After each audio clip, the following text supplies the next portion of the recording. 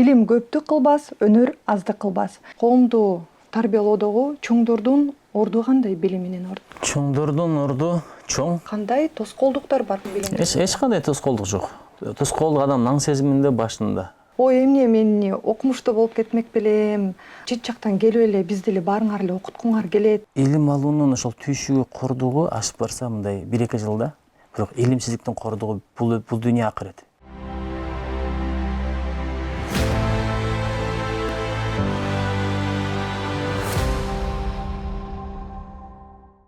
Саламатсыздарбы, бул Умтул подкаст жана анын алып баруучусу мен Аклай Бакешова.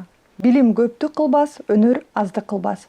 Биздин подкаст, биздин берүүбүз дал ушул коомдун келечегин тарбиялаган биздин чоңдордун билими туурасында болмокчу. Бүгүнкү биздин студиябыздын конугу Кадырбеков Нуржигит Кадырбекович, Жогорку Кеңештин депутаты, коомдук жана саясий ишмер. Кош келипсиз. Саламатсызбы? Негизи эле биз сизди азыр расмий түрдө тааныштырдык, бирок ошол менен катар дагы бир сиздин регалий деп койсок дагы болот. Биздин ушул бүгүнкү күндө чоңдорду жайылтууда чоң бир салымыңызды кошуп бизге амбассадор дагы болуп келесиз. Ошондуктан биринчи сизге ыраазычылык менен баштамакчымын. Себеп дегенде бүгүнкү күндө мына ошол чоңдордун билимин жайылтуу, аларга кошумча билим алуу жана экономикабыздын дагы өсүшүнө мына ошо сиздин дагы салымыңыз өтө зор. Эң негизги суроо башынан болсун. Негизи эле бүгүнкү күндөгү коомду тарбиялоодогу чоңдордун орду кандай билим менен орду? Чоңдордун орду чоң. Аталып турбайм, эмне себептен дегенде, чоңдордун эң чоң миссияларынын бири кичинекейлерге өрнөк болуш да. Биз азыр сөз менен өрнөк болгон башка, бирок өзү өрнөк болгон башка да. Көргөнүң бой без правил болсо, футбол болсо, соткадан чыкпасаң, анан балаң оку десең, балаң укмак беле. Ошон үчүн чоңдордун илим билим алып турганы бул балдарга жакшы өрнөк, жакшы жол да. Ошондон мотивация алат, ошондон шыктанат. Ушундай кылышы керек экен деп, анткени ушу Капыр агайдын бир сөзү мага аябай жагат. Сөз чакырат дейт, үл кериштет дейт. Ошон үчүн илим билим бул мектептеги 11, азыркыча айтканда 12 жыл эмес да. Илим билим деген университеттеги 5 жыл эмес да. Бул формалдуу билим деп коет. Илим бул арабтардын бир макалы бар. Деп бул бешиктен тешикке деген сөз да, баягы төрөлгөндөн баштап кабырга чейин деген сөз. Ошон үчүн бул жактан чоңдордун орду аябай маанилүү. Билим деген бул токтобой турган процесс. Анткени кече көргөнүң бүгүн жок, бүгүн көргөнүң эртеге эскирет дегендей. Ошон үчүн жаңыланып туруш үчүн бул өтө маанилүү нерсе деп эсептейм. Негизи билим алуу эч качан кеч эмес дейт да. Бирок бүгүнкү күндө биздин балким менталитетке туура келбей жатабы же биздин коом кабыл албай жатабы, кандай тоскоолдуктар бар, кандай факторлор ушул биздин баягы чектелүү болуп атат да ушул билим? Эч кандай тоскоолдук жок. Тоскоолдук адамдын аң сезиминде, башында. Ар бир адам өзүнүн башында. Өзүн өзү бир ушундай бурап алса, ушундай күйлөп алса, болду эми өтүп кетти убакыт, мен эми окуй албайм деп турган болсо, ал окуй албайт. Бирок тескерисинче жыл өткөн сайын адам тил үйрөнүш керек деп атпайбы, бир өнөр үйрөнүш керек деп атпайбы, көбүрөөк окуш керек деп атпайбы. Анткени ошондо адамдын картайуу процесси жайлайт экен. Акыл эси жакшырайт экен, руханий жактан да байып турат экен. Анан сөзү да өтүмдүү болот экен, үй бүлөлүк жашоого да бул аябай маанилүү. Анткени бир ырды окуйм эле, жубайлар бар аңгемеси түгөнгөн, а махабат түгөнбөгөн аңгеме деп. Бул түгөнбөгөн аңгеме. Илим билимиңди айтып олтурсаң, бул таркатасың. Аңгемеге да жакшы, сөзүңдүн бир маңызы болот, таасири болот дегендей. Ошон үчүн баягы окуй албайм, убактым өтүп кетти дебеш керек да. Мен Японияда жүргөндө бир жолу бир адам биз менен магистратурага келип калды, менден бир курс кийин. Ошол бир ошол мезгилдерде 65-70 болсо керек эле. Биздин профессор күлүп атпайбы, эми буга кантип буйрук берем депчи. Муну кантип урушам деп. Ошол мурда окуй албай калдым, азыр пенсияга чыктым, азыр окуп алайын деп келиптир да. Апам менен 73 жашында Куран окуганды баштады. Азыр эми биз менен талашып отурат. Бул жерде тажвиди мындай болот, мына эрежени билбейт экенсиңер деп. Ошон үчүн илим билим алыш эч качан кеч эмес. Ушу 70 жашында тил баштап 80 индети менен сайрап калгандар толтура. Бул билим менен өмүр бирдей эле кетиш керек да. Өмүр бүткөндө билим бүтөт. Ошого чейин окуйм деп ниет кылып коюш керек. Анткени илим алуу бул биздин салтта дагы, азыркы заманда дагы, динде дагы аябай бир жаратканга жага турган нерсе да. Ошон үчүн мындай бир сөз бар эмеспи? 1 саат илим алуу түнү менен же болбосо канча күн баягындай ыктыярдуу намаз окугандан да артык депчи. Ошон үчүн илим билим алыш керек. Муну бир кечигип калдык, өтүп кетти убакыт деп айтканга эч бир негиз жок. Билим дегенде көбүнчө баягы дипломду колго алып же сертификат алуу деп түшүнөт да. Билим деп кечээ сиздин кайрылууңузду угуп отуруп ушунчалык көп түшүнүктөр келди. Билим бул биздин басып турган адеп ахлагыбыз деле, этикабыз деле баардыгы эле ошо билимге байланыштуу экен да, тарбия. Анан кечээ айтып атпайсызбы сиз, бүгүнкү күндө биз деген баягы кедей туристтерди тартып атабыз. Биздин мынакей башка жакта бизде ошондой эле мүмкүнчүлүктөр бар, бирок биз анчалык колдоно албай жатабыз. Балким бизде билим бир гана ошол диплом менен чектелбестен, балким ошол биздин ошол кызмат көрсөтүп жаткан биздин мекендештердин билим деңгээлинде, маданиятында болуп жаткан жокпу? Туура, билим десе эле биз баягы китеп деген нерсени түшүнөбүз да. Эми китеп бир тамчы, жашоо бул планетта чексиздик болуп атпайбы? Анан китеп деген эле билим деп коюп калганы билимге байланыштырып алсак бул туура эмес. Мындай китепти окубаган бабаларда да канча билим бар эле да. Менин чоң энем көп нерселерди айтып берет эле, чоң атам көп нерселерди айтып берет эле. Билесизби, көчөдө отуруштун илими бар, көчөдө басыштын да билими бар. Отурганга басып бараткан салам айтат, өйдөдөн келаткан ылыйдан баратканга салам айтат. Жаш улууга жашы кичүү салам айтат, атчан жөөгө салам айтат. Ушундай нерселер бар да. Мисалы чоң энем тамакты оң кол менен жедичү. Мен түшүнчү эмесмин, кийин түшүндүм, көрсө колдордун да орду бар экен. Кол менен бетти жуусуң, тамак ичесиң, суу ичесиң, сол кол менен бут жууйсуң, бышкырасың дегендей да эми. Балаң бир булгап койсо ошону жуйсуң. Ушундай карасаңыз, азыр эми сол кол оң колду аралаштырбай эле ичип аткандар болсо көзүмө кадимкидей көрүнөт да. Мейли ал Гарвард бүтүп келсе деле ушул көзүмө кадимкидей көрүнөт. Колун жуубай туруп тамак жебе деп айтчу. Эл менен чогуу отур, бирок турганда бирден туруп кете берсе болот деп айтчу да. Эл менен чогуу тамак баштаган, анан отуруп эле элди күтпөй баштап ийген бул чоң адепсиздик деп. Дастуркондун өзүнүн илими бар. Аял менен күйөөнүн мамилесинде чоң илимдер бар. Мисалы, күйөөнүн атын айтпаган жакшы деп койчу да чоң энем. Ошондо бир суйурмат болот деп. Мен муну түшүнчү эмесмин. Кийин мындай практикада деле көрдүк да, жана Данчик, Айба дегенден кийин мурдагы сый болбой калат экен да. Атасы деген такыр башкача экен. Көрдүңүзбү, илим, билим бул баардык тармактарда бар. Отуруштун, тамакты жерге отуруп ичсең, анан бутуңду мындай тизеңди ичиңе такап койсоң курсагың чыкпайт. Ашказанын 3/1 мындай алек болуп турат, бош болбойт. Ошого 3/1 суу, 3/1 аба, 3/1 тамак деген ошол болот дегендей бир илимдерди айтчу да. Биз болсо Пифагордун теоремасы менен Омдун законун билип эле тангес котангести билип алып кыйынбыз деп жүрөбүз да. Ал болгону жашоодо көп колдонулбай турган нерсе. Юпитердин диаметрин билгенде мага эмне пайда? Эң чоң планетада үйрөтүп койгон, эң чоң дарыя Амазонка, эң узун дарыя Нил деп. Жашоодо мунун такыр кереги жок экен да. Ошон үчүн илим, билим деген бул жашоо, туура жашоо, бирөөгө зыян тийгизбей жашоо, бирөөгө пайда келтирип жашоо. Ошол сыяктуу эле мен баягы министр болуп турган мезгилимде, маданият, маалымат, туризм министри болуп турган кезимде, ошон үчүн айтканмын да, жанагы таксисттер менен официанттарды окутуш керек деп. Анткени ар бир турист такси жалдайт, ар бир турист ашканага кирет. Бул мен ойлоп тапкан нерсе эмес, бул Сингапурда болгон мындай нерсе. Биз керек болсо баштаганбыз окутуп, туризм департаментинен биргеликте. Анан ушул туристтерди тосуп алуу, аларга мамиле өзүнчө бул искусство да. Баягы жылмаюу садага дейт. Адамдар эң кымбат нерсесичи анын денеси эмес, анын көңүлү. Бир жылуу жумшак төшөктө жатып, комфорттуу жүрсө деле, адамдар орой болсо ошол көңүлүндө алып калат да. Жакшы мамиледе болсо, кыргыз айтат, ашың болсо да кашың болсун. Туристтерге ошондой бир мамиле керек. Күлүп жайнаган. Албетте, эми жемиңди жедирбе, сатчың болсат, бирок күлүп жайнап, алсаң ал, албасаң жок. Бирдеме десе билбейм деп кетип калган, бул туура эмес. Ошон үчүн баардык тармакта бизге илим, билим керек, издениш керек, кечегиден бүгүн жакшы болуш керек, бүгүнкүдөн эртең өсүшүбүз керек, башка жол жок.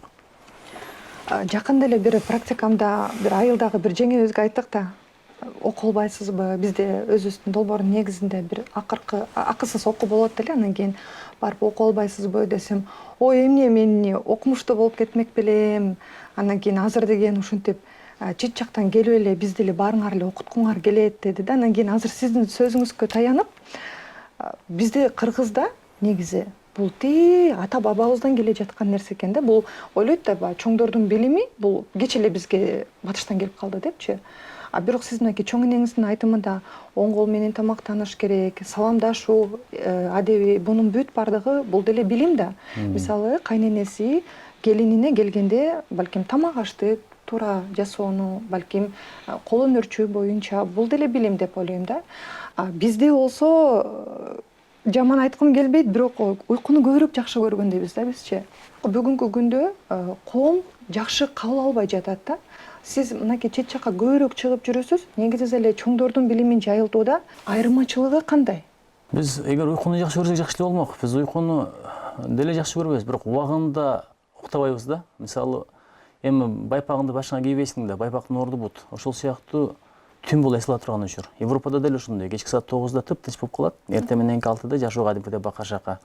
А бизде түн ортосунда чыксаң деле ошол жашоо, күндүз деле бирдей эле жашоо аралашып кеткен да. Ошон үчүн кыргызда бир сөз бар. Эрте турбасаң бир күнүңдү жоготтуң, эрте үйрөнбөсөң бир өмүрүңдү жоготтуң деген бир сөз бар да. Ошон үчүн анан жанагы жеңгенин ою деле туура эмес баягы. Мен алым болмок белем ошентип жүрүп, алым да болбойт. Башка жагынан деле мындай жартып кетиш өтө кыйын да. Кеп алым болдум да эмес, болуш да эмес. Албетте, бул илим билим алуу убакыт алат, күч алат. Мындай бир каражатын кетиши мүмкүн. Эми бул машаккаты бар, кордугу бар да баягы. Билбей калсаң урушугасың, эки аласың дегенде мектептеги ченеммен алганда. Бирок илим алуунун ошол түйшүгү, кордугу ашып барса мындай 1-2 жылда, бирок илимсиздиктин кордугу бул дүйнө акырет. Өмүр бою деп да айтпайм, андан да узун. Ошо илимсиздиктин кордугун түбөлүк көргөндөн көрө бир убакытты бөлүп, курбанчылык кылып туруп ушул окуп коюш керек. Азыр алам десең илимди толтура. Светиңди өзүң оңдоп алсаң деле кандай сонун. Азыр бирөөнү чакырсаң, бир жерин туташтырат дагы 2000 алып коюп кетип калат. 2000 үчүн сен канча иштеп атасың? Ошол эле сууну туура пайдаланыш керек. Бул деле илим. Тамак жасаш деле өзүнчө бир чоң илим. Эркектин жүрөгүн ашказан аркылуу деген сөз бекер менен эмес. Бул аялга мамиле, күйөөгө мамиле, кайнене болуу, кайната болуу, баардыгын илим керек экен да. Мен ошого айтат элем. Баягы бактын түбүндө кол кармашып туруп эле сүйүшүп, күйүшүп калып үйлөнө бербей, канткенде жакшы келин болом, жакшы күйөө бала болом деген дагы илим керек. Бул эми жалпы жөнүнөн да өзүнүн постулаттары бар. Антиш керек, мынтиш керек дегендей. Бирок келечекте каяка турмушка чыгарың белгилүү болуп калса, ошол жактын маданиятын үйрөнүш керек да. Мисалы, сен ал жака өзүң уставың менен барбайсың да. Ой, биздин айылда мындай болчу деп бара албайсың, сен ошол жака бардың. Бул орустарда макал бар эмеспи? Баягы бөтөн бир имаратка өзүңдүн уставың, эрежең менен кирбе дегендейчи. Ушундай бир окуя болот экен. Кыргызстандын бир жагында короон эркектер чыгып барат экен. Дагы бир жагында аялдар чыгып барат экен. Анан бул жагынан тигил жака барганда келин болуп барып калса, шыпыргын карматып койсо тартып турат. Мен бул жака короочу болуп келдим, шыпыргыч болуп келдим деп. Ошон үчүн ушундай бир нерселер бар да. Бала болуу илими бар. Мисалы, бала эч качан ата-эненин алдына түшүп баспаш керек экен. Акырай карабаш керек экен. Эк тебеген энеге, ак тебеген атаңа деген сөз бекер эмес экен. Бир насаат айткың келсе, бир жолу айт дейт.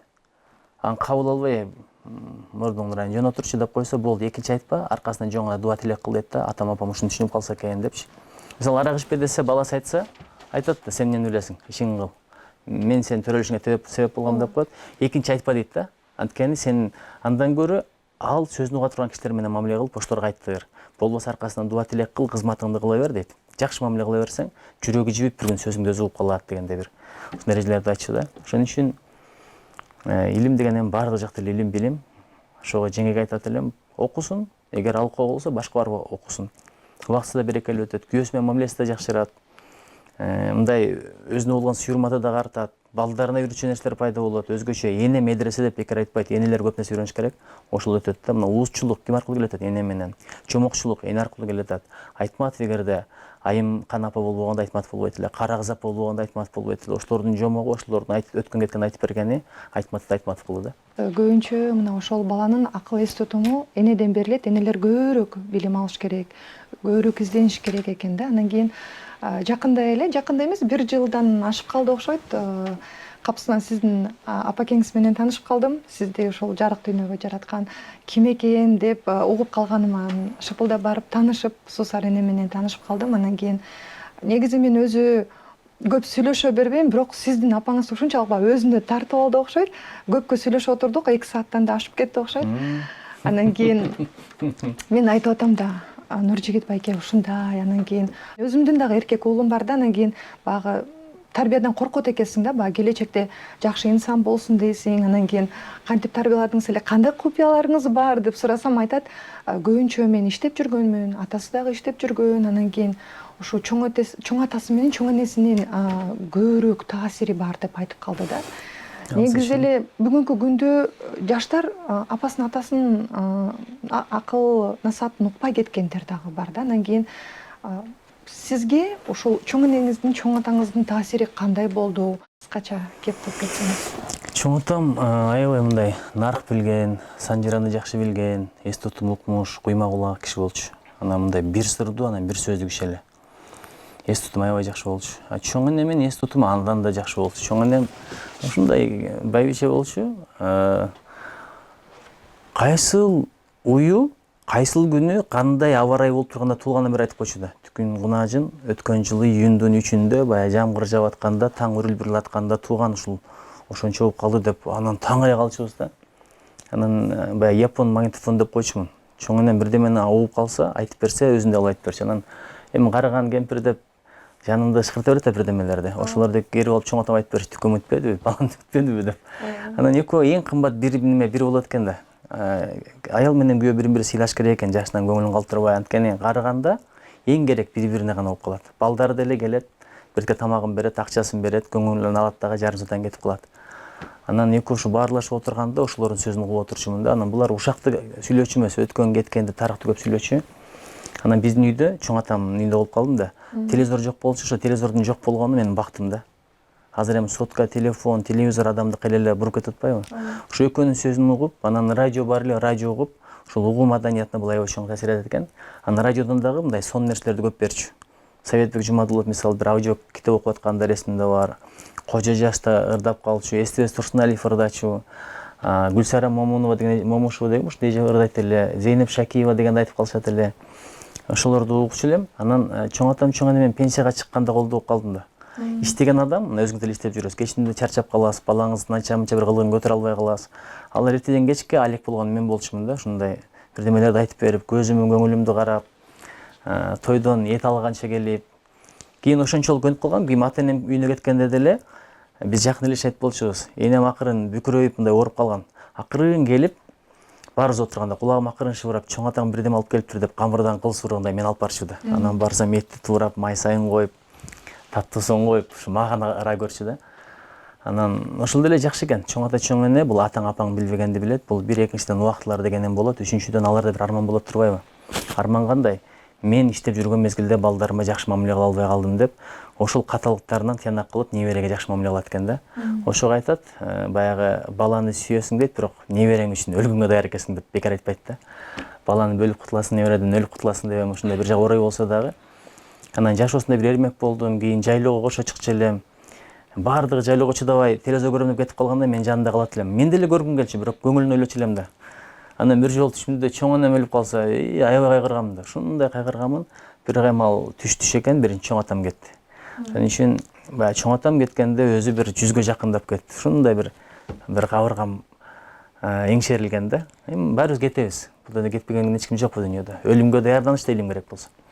Ошон үчүн ошолордун колунда чоңоюп калганын, тарбиясын алып калганын мен бир чоң бактым деп эсептейм. Адам баласы бир нерсени үйрөнүүдө же кадам таштоодо изденбестен биринчи кезекте бул үйдөгү ошол маданият, үйрөтүлгөн нерселер калыптанып калат экен да. Мисалы, кардын үстүнөн басканда деле бала изин таптап басат эмеспи? Азыр чоң атаңыздан калган сизге өткөн десек болобу же жуккан десек болобу 3 сапат. Чоң атам мындай кардуураак болчу го дейм. Кардуураак болчу, мага таятам аралашып кеткен. Таятам аябай мындай барбалаңдаган, ак көңүл, ал мындай чоң атам сөзгө сараң келет, таятам аябай сүйлөгөн киши болчу да. Анан кээде тамашалап калчу атам экөөбүз отурганда, чоң атаң менен таятаңды экөөнү бириктирип жууруп, экиге бөлсө эки нормальный адам чыгат деп. Анан апам болсо таарынат эле, бирок мага эми таятам кандай аралашкан, негизинен чоң атам ошондой киши болчу, мындай бир сырдуу, сүрдүү, оңойлук менен кабак кашын ачпаган. Анан ишенген кишине гана мындай ачылып, чачылып сүйлөп берчү да. Чоң атама окшош жактарым кайсы болушу мүмкүн? Эми мынау үйрөнгөн сөздөрүм көп чоң атамдан. Ошол жагы болушу мүмкүн.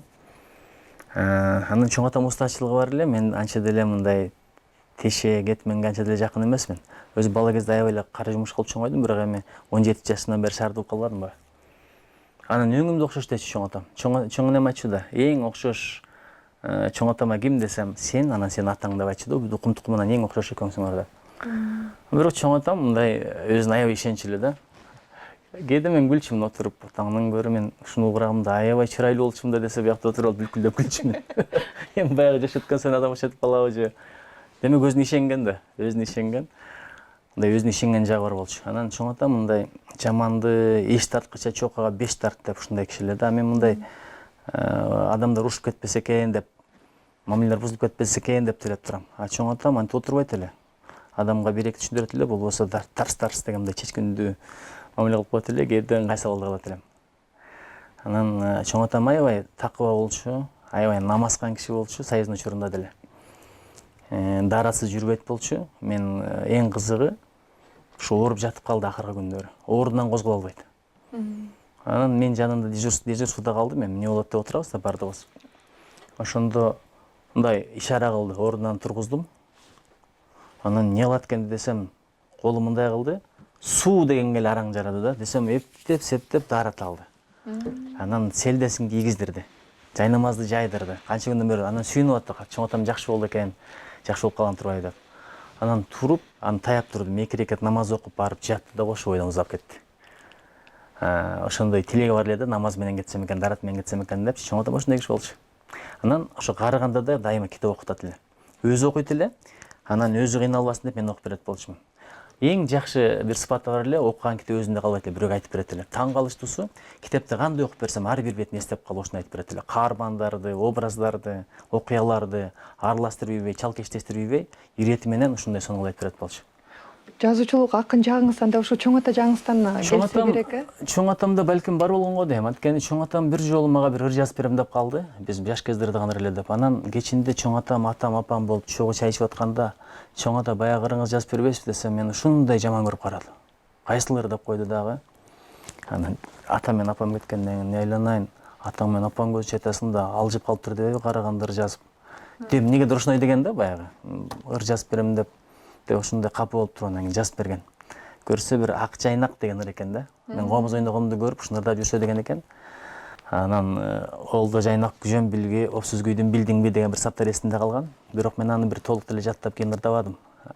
Анан өзү чоң энем айтып калчу. Эми согушта андан эле чоң энем байбичеси эмес экен, чоң атамдын байбичеси башка бирөө экен. Согуш эми бирөө каза болду, башка болду. Анан ошондо дейт, чоң атаңан кат келген өзүнүн байбичесине дейт. Эми анда жаш келиндер да. Ошону дейт, бирөө үнүн чыгарып окуп берип атат дейт да. Сагындым алган жарымды дегенде бир-эки келин тамашалап атат дейт. Бу келесо эмнесин сагынат, бизди сагынбайт беле деп. Ошондон ойлоп койгом, чоң атам деле ыр жазчу экен депчи. Анан эми кийин тагдыр биригип, чоң энем экөө баш кошуп, ошентип акар-чакар болушту, Кудайга шүгүр. Агай, сиз ар тараптуусуз да, коомдук ишмерсиз. Сиз айтып коесуз, негизи саясаттан качып кутула албайсың. Эгерде коомдун өзгөрүшүн кааласаң да, каалабасаң дагы сен саясат менен алектенишиң керек болот. Ошол эле учурда акын, жазуучу, мынакей Улуттук каратэ-до федерациясында дагы жетекчи болуп жүрөсүз. Сиздин өзү кичинекей кезиңизде келечекте ким болуп кыялыңыз бар эле? Мен юридикалык факультет окугам. Кийин Америкада журналистиканы окудум. Кыргызстанда юрфакты бүтүргөм. Японияда мамлекеттик башкаруу эл аралык байланыштар боюнча магистратураны бүтүргөм. Эми кандай десем, саясат дегенде баары бир көрдүңүзбү? Ата менен апанын билими, ата менен апанын сөзү балага таасир этет. Апам сельсоветтин төрайымы болчу, атам совхоздо прораб болчу. Балким эгерде мындай эркин болуп Бишкек тарапка көчүп келсе, чоң карьера кылмак да. Мен ойлойм, менин оюмча атам министр болсо керек эле деп коем. Бирок чоң ата менен чоң энем ошончо балдардын арасынан тандап калган экен да, жанында силер болосуңар деп. Ошо айылда чоң ата чоң энемди карап, ошолорго кам көрүп жанында калган баласы ушул менин атам болгон. Ошол деле бир чоң бакыт болуп атпайбы? Чоң бакыт болуп атат. Сиз өзү негизи кыялыңызда кичинекей кезиңизде чоң атаңыз менен чоң энеңизге эркелеп жүргөн кезде ким болом деп кыялдачыңыз эле? Ошо айтып атканым, баягы ким болушума байланыштуу. Чоң атам менен апам менен баягы айылдык активисттер болгонуна байланыштуу, мындай кызматкерлер болгонуна байланыштуу. Сүйлөгөндө Усубалиевди сүйлөшөт эле, Масалиевди сүйлөшөт эле, Брежневди сүйлөшөт эле, Штаменко деп туруп, генералдык штаб согуш жылдарында деген китеп сүйлөшөт эле, Василевский, Жуковдор сүйлөшчү, Конев, Рокоссовскийлерди баарын угуп отурчумун да, экөө сүйлөшүп отурганда Сталин, Черчилль, Тегеран 43 деген кинону көрчүбүз. Ошондой болчу да, ата менен апамын сөз байлыгы, тематикасы аябай мындай кенен болчу. Кээде отуруп географияны сүйлөшөт эле, адабият сүйлөшөт эле. Бир кино көргөндө мен да ушундай таасирленип калсам, балам китеби мындан да жакшы деп коет эле, көрдүңбү китепке кызыктыруунун жолун. Китебин издеп жүрүп ошол заманда тапканмын жанагы Чалык ушу түрктөрдүн Ришат Нургентекинин бир Бозторгой деген китеби бар. Ошонун сериалы болгондо Феридени көрүп аябай жакшы көргөм дейм. Жаш баламын, сулуулук. Ошондо китеби мындан да жакшы десе, китебин таап окуганмын. Ошентип ата менен апам Масалиевдин билчүмүн, Кошоевдин билчүмүн, ошол мезгилде Таштанбек Акматовду Чорку советтин төрагасы кылып койду деп айтып калышчу да, ал өзү чабан эле киши болчу депчи. Ошолордун баары кабардар элем. Анан Кыймак улак турбайсызбы, баардыгын сиңиреткесиз. анан баягы мектепке барганда ким эмне болот десе, бирөө врач болом, бирөө дагы мугалим болом, бирөө дагы билбейм космонавт болом деп аткан мезгилде мен балким ушул ишмер болом деп айтсам керек. Ушундай саясатка болгон ниетим, тилегим бала кезден эле болгон.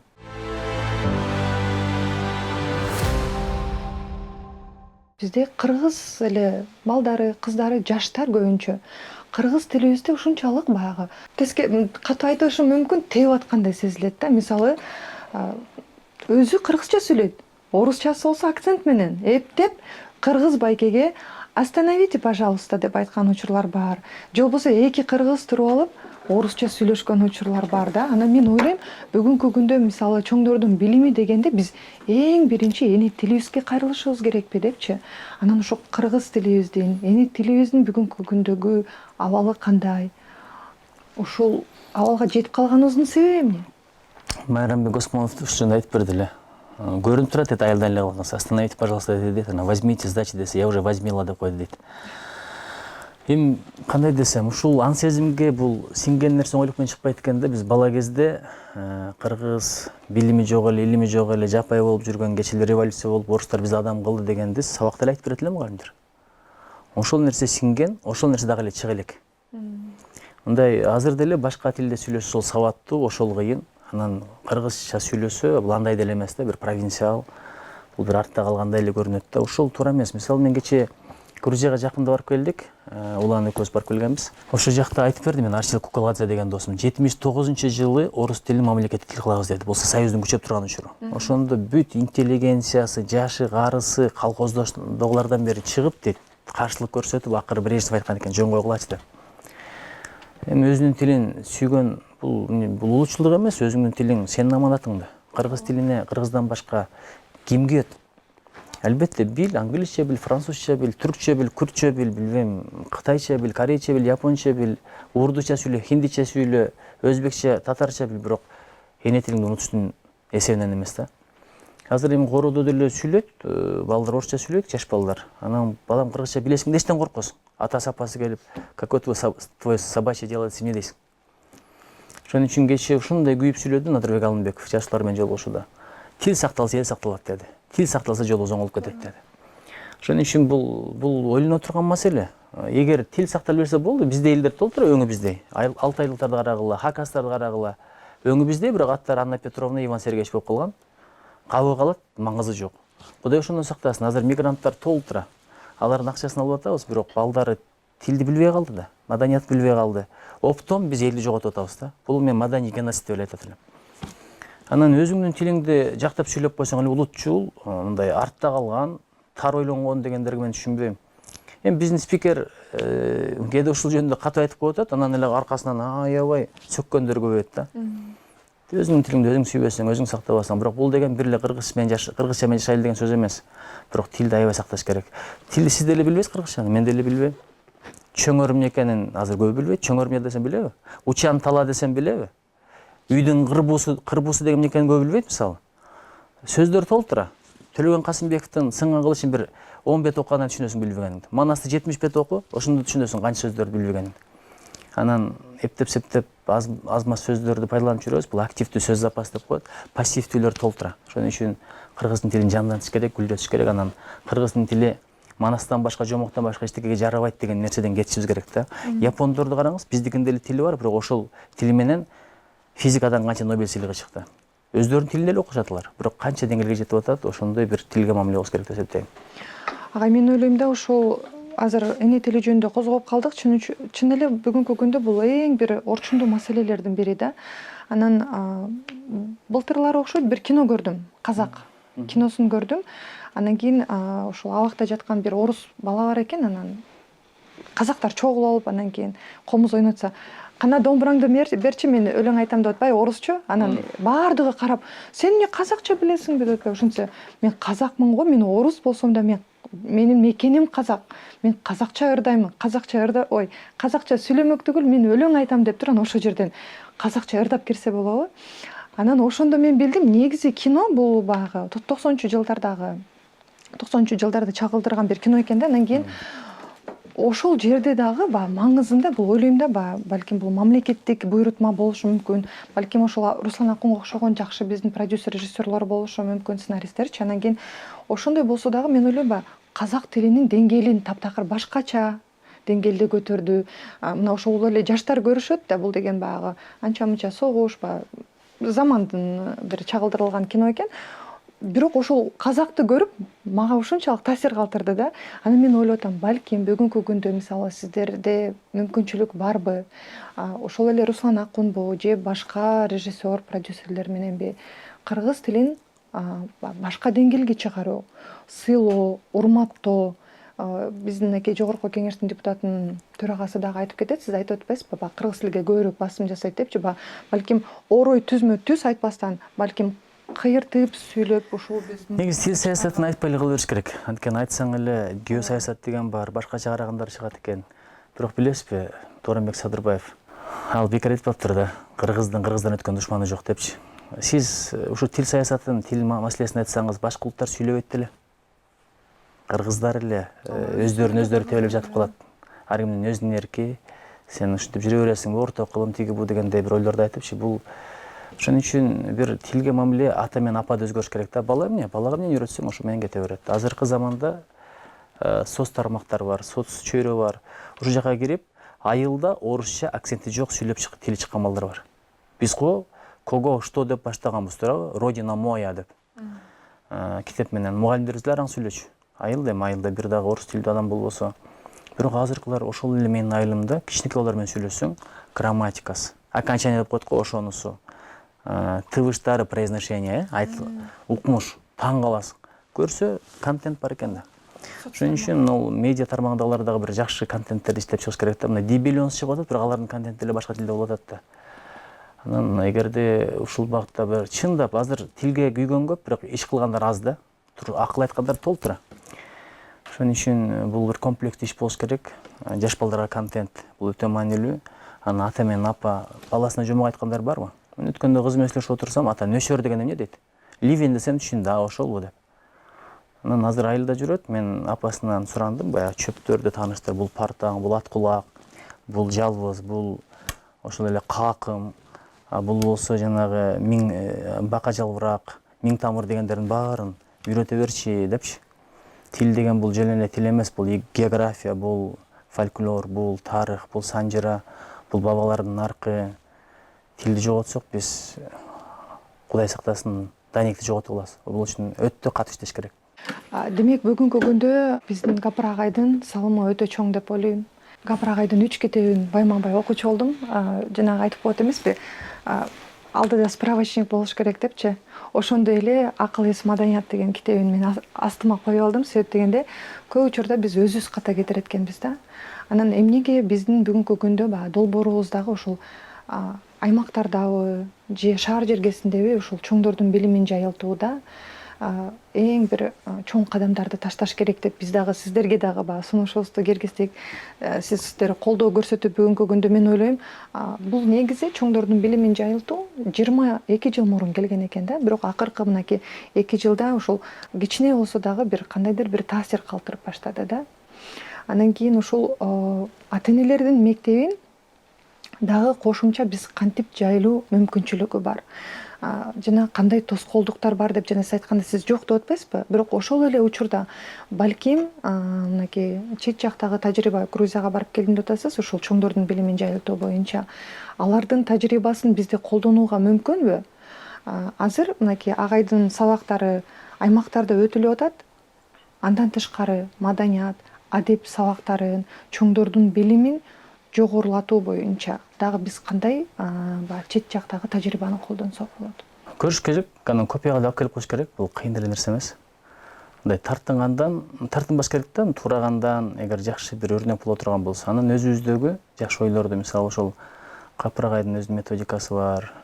Мен билгенден Бектур Исаков деген Таластагы агайдын өзүнүн методикасы бар. Ошол эле Сулайман Рыспаевдин өзүнүн методикасы бар. Жакшы Абдыкерим Муратов адеп боюнча аябай сонун материалдары бар.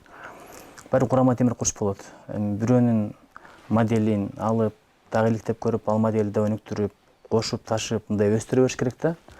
Аманашвили деген бар азыркы заманда, ошол эле Луначарский, Макаренко дегендерди дагы деле окуп коюш керек. Алар эми жөн легендардуу адамдар болгон жок да. Азыр деле ушул азыркы заманда мыкты мугалимдер дүйнөдө бар экен. Окуу керегин ал, анан өзүңдүн улуттук наркыңа, населиңе, өзгөчөлүгүңө аралаштырып, журулуштуруп туруп, анан бир окуу модельдерин түзсөк жакшы болот эле да. Анан мамлекеттен да колдоо болуш керек. Бул окуу программасы бир эле китеп менен болбойт да, бул окуу методикалык комплекс керек, методология болуш керек, адистер болуш керек. Ошон үчүн эми капырагай баягы жеке демилгеси менен аракет кылып атат. Эми ушуну мен ошол эле өзүнө эле таркатыш керек деп айтпайм. Ушуну негизге алып туруп мамлекет колдосо, дагы бир команда бириксе, бир баш жакшы, эки баш жакшы. Ушуну бир бышырып туруп, сонун материалдарды чыгарып туруп, анан ошонун негизинде жайылса жакшы болот эле да. Бирок менимче мамлекет анча деле колго албай атат го бул нерсеничи. Эгерде апа менен ата окубаса баланы, биз жакшы окута албайбыз. Сиз айткандай, мударис болот белең, аалым болот белесиң, бар эшекти мин дагы суу алып кел, же койду кайтарып кел десе, бала ошону угуп кетет да. Биз азыр мигранттарды тарбиялап атабыз көбүнчө. Паспорт алсам эле Россияга кетем дегенчи. Анткени ата менен апа илим билимди сүйлөбөйлө, дасторконун четинде түкүнчөнүн баласы миграцияга барып, мынча $1000 алып келип, анан атасына үй алып берип, апасына машина мингизип коюп тур дегендерди көрүп атат да. Ошон үчүн баягы сөздү да оңдош керек болуп атат да. Агай, бирок сиз айтып атпайсызбы, азыр мигранттарды тарбиялап атабыз депчи, анан кийин бир инсан менен сүйлөшсөң, кайсыл жактан экенин биринчи 5 мүнөттө эле билип койсо болот да. Анан кийин мен сиздин өмүр баяныңыз менен таанышканча мен ушу сизди Ош жергесинин тургуну экенин билбептерим да. Ошо Ошто төрөлгөнүңүз, кичимекениңиз Ош экенинчи. Анан кийин сиздин бир ырыңызды дагы мен ошону кулак куймак кылып жүрөм, көп жергечи. Бир эле Ошто эле мактабастан чет жерде жүргөндө жазсаңыз керек. Жалал Абад, Талас, Чүйөрөнү, анан Ошум, Баткеним депчи. Ошол ырыңыз мага дагы абдан чоң таасир калтырган. Анан кийин мен дагы балдарыма айтам, биз качан Америкага кетебиз деп калганда, мынакей биздин Америка. Мына биздин өлкө, мына ушуну биз деген өнүктүрүшүбүз керек, чоңойтушубуз керек депчи. Мен ойлойм, ошол сиздин ырыңызды көбүрөөк байма-бай айтылса, жайылса, балким биздин ошол мигранттарыбыз дагы ошол эле акчаны бул жерден тапса болот. Ошол эле ыкманы бул жерден колдонсо болот. Балким мынакей азыркы учурда көп жакшы жаштар бар, чет жакта окушуп атат. Бул жакта шарт түзүлбөгөндүктөн ошол жакта калып атат да. Бүгүнкү күндө ушул мамлекеттик кандайдыр бир пландар барбы, программалар, ошол мигранттарды кетирбей ушул жерде кармап калуу, жумуш орундарын түзүү, балким ошол чет жакта окуп жаткан биздин абдан илимдүү, билимдүү балдарды кайтаруу боюнча. Эми кетем деген келиндин көңүлү жок деп бекар айтпайт. Эмнегедир кичинекей кезинен эле мен чоңойсом Америкага кетем дегендер көп эди азыр. Жаштыл грин карт деп коет, ушуну алабыз деп кезекке тургандар толтура. Бирок билбейм, мен мекендей жерди баары таппайсың дейм да. Анткени ал жакта балким бир аз акчаны жакшы табасың, бирок баарлашып келейин десең досуң жок, катташайын десең тууганың жок, сырдашып отурайын десең классташың жок, чер жазып эне тилде сүйлөйүн десең сени уга турган адам жок. Баары бир ошого жанагы Надырбек Алымбековдун бир чыгармасы бар, болгон окуя экен. Германияга 90-жылдары бардык дейт. Мамлекеттин атынан Кыргыз маданият күндөрү дегенден барсак дейт. Эми кыргыздар өзү эле отурабыз дейт, аркабызда немистер отурат дейт. Бир убакта карасам, Дилшат Кангелдиев ырдап аткан дейт. Ошондо айланайын кыргызым ай, үнүң кара, комузуң кара, кийимиң кара. Бул мындай кыргыздын да эл жок деп коет дейт. Карасам, сүйлөп аткан немис экен дейт да. Анан таң калдым дейт. Анан бүткөндөн кийин атайын кармап калып ошо киши менен сүйлөштүм дейт. Кыргызча сүйлөдүм, кыргызча сүйлөдүм. Каяктан билесиз, мен Таластан келген немисмин деп коет дейт. Көрдүңүзбү? Буларың дейт, эми немистериң жакшы эле экен деп коет экен. Бирок булар эртең менен жумушка барат, кечинде келип үйүнө кирип кетет. Бизде мындай аш жеп, анан жанагындай эмне деп коет эле, камыр жеп, 5 бармак жеп отурмай буларда жок экен деп коет эмиш. Буларда жок экен. Мындай катташуу, киришип чыгышуу кошуналар менен андай нерсе буларда жок экен. Баары кыргызда эл жок экен деп коет эмиш, байкуш көрдүңүзбү? Ошон үчүн ушундай да окуялар бар да. Кыргыздын жери сонун, менин агам кечээ ажыдан келди. Ой, бейисте жашай турбайсызбы дейт. Бишкекте ысып атабыз го. Үй аябай ысык болчу, келип, ысыган жоксузбу десем, ушуда ысыкпы деп атпайбы? Ушта ысыкпы дейт. Тиякта баягы тандырда апалар нан жаап атканда тандырга жакындаганда бетиңе лап деп урат го. Ошондой ысык да. Ошону салыштырып атпайм мен, мындай ысык тандырдан эле көрдүм эле депчи. Бул да ысыкпы деп атпайбы? Азыр эми тогу айылга кетти. Ал жакта айтат, бейиште турбайбызбы депчи. Ошон үчүн эми мекенин кадырын албетте ал жака барганда жакында мен бир Элчин деген досума жолугуп келдим. Бакуда, Азербайжан. Анан Мушфик деген дагы бир досу бар эле, Америкада чогуу окуган. Ошол Америкага кетип калыптыр. Азыр айтат дейт, Элчин, мен Америкага басып бергениме аябай өкүнөм. Ушунчалык өкүнөм. Бирок эмне кылам эми, балдар бияктык болуп калды деп айтат экен да. Ошон үчүн эми көп эл болсок мейли эле, эгер Кытайда көп болсок айтат эле, жарыман көбүн кетип калчу, ушу дүйнөнү багынтырып алалы деп. Бирок аз болуп атпайбызбы? Кеткен деген сөз албетте бүгүн турмуш жакшы болгон менен эртең балдардын менталитети башка болуп калат да, ошондон коркуп атам. Бала маданият тилин жоготсо болду, ал кыргыз эмес. Агай мынакей чоңдорду жайылтууда азыр айтып атпайлыкпы, жумуш орундары жок деп атабыз, бирок ошол эле учурда бүгүнкү бизде экономисттер, юристтер көп, блогерлер көп, баардыгы эле блогер. Бирок бүгүнкү күндө басуу талапка күч кесиптер бош орунда турат да. Бүгүнкү негизи эле Кыргызстанды өнүктүрүүдө кайсыл кесиптер бизге жетпейт деп ойлойсуз? Кайсыл кесиптерди толукташыбыз керек? Баягы завод, фабрикалар деп атпайбызбы? Мына мисалы, уран иштеп турган адистер бизде жок экен. Алтынды өзүбүз иштете албайт экенбиз. Иштетсек деле колубузга бир лопатканы берет, ошого эле жарайт экенбиз да. Мындай бир ошон үчүн чоң өндүрүш, кен байлык иштетүү, жол куруу, завод куруу, технологияларды иштетүү, IT тармагындагы адистерди көрүп чакырса жакшы болот. Ал эми ушул андрогогика бул чоңдордун билимин жайылтууда биз кандай иштерди жасашыбыз керек? Эми мындай ыраттуу мамлекеттик саясат керек. Закон түрүндө бекисе, анан улуттук программа бир болсо, жерлерде бир борборлор ачылса, ошол жакта бир адистер чечилсе, окуу программалар иштелип чыкса, кадимкидей чоңдорду тартсак, ким билимин көтөрсө, ошого бир айлыгына кошуп беребизби, же бир жумуш орундарын түзүп беребиз, балдар кызыккандай болуш керек да. Ошого окшогон бир ушундай бир мамиле, ушундай бир саясат керек го деп ойлоп атам. Бүгүнкү күндө негизи эле мынакей ошол жогорку кеңеш аркылуу андрогогиканы жылдырууда кандай салым кошо аласыздар сиздер? Биз эми мыйзам чыгаруу органыбыз, эгерде бир керектүү токтом болсо кабыл алып берели, эгерде бир мыйзам кабыл алып берели, бул бир. Экинчи, биздин контролдоочу функциябыз бар, ошонун аткарылышын өкмөттөн талап кыла алабыз. Эмне кылып атасыңар, канча акча бөлдүңөр? Үчүнчүдөн, биз бюджетти бекитип беребиз. Эгер бир так программа, план болсо, стратегия болсо, тактика болсо, ошого жараша каражат бөлгөнгө да жардам бере алабыз. Агай, келип бергениңиз үчүн чоң рахмат. Биздин эфирдин жыйынтыгында биздин коноктор үчүн онлайн бир окутуу деп койсок болот, үйрөн, лайфхак. Кандай бир кеңеш айтат элеңиз? Жубайларга айтат элем, колдон келсе бириңдин атыңды бириң атаба. Баягы кыргыз бекеринен апасы, атасы, баатырым, ханышам дегендерди айтпаптыр да. Чындап эле анан азыркы президенттердин атын атаганыбыз деле менимче туура эмес. Түкүнчө. Кыргыз качан ошончо эле. Кыргыз Белиш, бегем, илгери баягы хан заманда ханым, ажоом, билбейм, молдекем, даткам деген эле жүргөн да. Азыр эми ханым деп айтпасын, ажоом деп айтпасын, жөн эле урматтуу президент мырза, бүт дүйнөдө протокол ошондой. Мен бир дагы америкалыктын мистер Байден деген угуп элекмин да. Мистер президент эле деп коет. Же фрау Меркель дебейт, фрау канцлер эле деп коет. Ошо бир атын айтпаганда баягы бир 60 деген бир киши бар экен, келиндер 2-30 деп тергеткен да, бул бекеринен эмес да, сый урмат. Ошол сөз анан өзү болот экен да, адамдын атын бир айтып алгандан кийин сен деп алгандан мамилең өзгөрөт. Анан кээ бир жубайлар бирин-бири сиз деп сүйлөйт, ошол деле жакшы экен. Мен чоң анем өмүр бою сиз деп сүйлөдү да, абышкасынчы. Анан сыйды чакырат экен. Ошол, анан эми лайфхак ушул, үй бүлөлөрдө ынтымак болушун каалайт элем. Бизде тойго ушундай жасанып барат кыздар, келиндер. Эми күйөөлөр деле тааныбай калат ушул мезгилде, бирок үйдө күйөөсү келгенде өзүн карабай эле тосула берет да, чачын, кээ бирлер айтат, чачын деле тарабайт, бетин деле жубайт, колунда шыпыргы, анан кийин жанагы жыртык халат, ушул туура эмес, эркек көзү менен сүйөт деген туура да. Өзбек туугандардын бир ушул сыпаты бар. Күйөөсү келатканда сөзсүз убактысын бөлүп, жасанып, атырын себинип, бул маанилүү нерсе үй бүлөлүк жашоодочу. Ошол үчүн эркек бир сапардан келгенде же күндүзү келсин, же айтып коюп келсин дейт да, сюрприз болуп кирип келбесин дейт.